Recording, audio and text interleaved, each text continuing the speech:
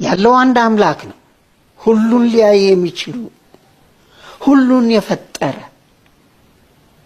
ለሁሉ ደግሞ እንደየራሱ ፍላጎት የሚሰጥ ከለሞነት ማይርቅ አንድ አምላክ አለ።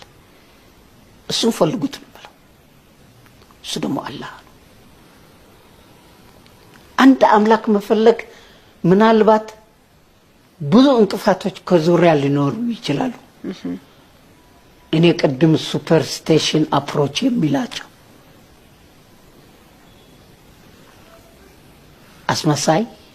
አስመሰል እና ላለማስመሰል ጥረት አድርጋ አንድ አምላክ ለማመን ና ትድናለህ። እኔ ድኛለሁ። ከሞት ለመትረፍ አይደለም ድኛለሁ ምለው፣ ሞቴን እንዲያሳምርልኝ ነው ድኛለሁ ምለው። ለምን ገነትን እፈልጋለሁ። የተሳሳትኩትን ስህተት የበደልኳቸውን ሁሉ ይቅርታ ጠይቄያለሁ። ባገኛቸውም ባላገኛቸው ብዙ ስህተቶች ተሰርቷል። በመጠጥ ብዙ ስህተቶች ተሰርቷል። በጭፈራ ብዙ ስህተቶች ተሰርቷል።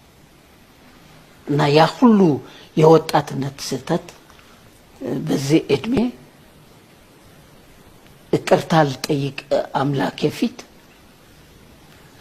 ትልቅ ነገር ነው ለኔ። እድለኛ ነኝ የምለው ነው። እና ኑ እንደኔ እድለኛ ሆናችሁ ያለ ጸጸት ነፃ ለመውጣት በቃ ነጸት አሁን አይጸጽተኝም። ለምን ለአምላኬ ነግሬዋለሁ፣ ለፈጣሪዬ ነግሬዋለሁ። ፈጣሪ የፈለገው ያርገው፣ ለኔ የሚገባኝ ቅጣት ይስጠን ብዬ ወድቄያለሁ። እሱ ደግሞ አንድ ነው፣ ከቀጽላ የሌለው። ኑ ወደዛ፣ ይሄ ያድናል። ይሄ ነው የምለው እኔ። ጥሪ ወደ ተውሂድ ነው፣ ወደ አንድ አምላክ ነው ጥሪው። አዎ ጥሪ ወደ አንድ ሌላ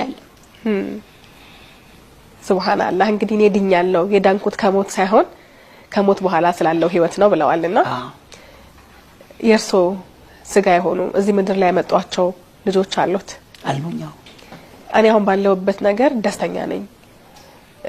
አምላኬን ፈጣሪን አግኝቻለሁ፣ ለተፈጠርኩለት ዓላማ መኖር ጀምሬያለሁ ብሎ ሲያስቡ ሁሉ ጊዜም ቢሆን በዙሪያችን ያሉን ሰዎች እናስባቸዋለን። አስባለሁ። ታዲያ ልጆቹን ለማናገር ሞክረውበታል? ምክንያቱም ዱንያ ላይ ያመጡት ብቸኛ ነገራችሁ ስለሆነ ሂደቶች አሉ እና እነሱ ደግሞ አግብተው ወልደዋል። አሁን እኔ የልጅ ልጅ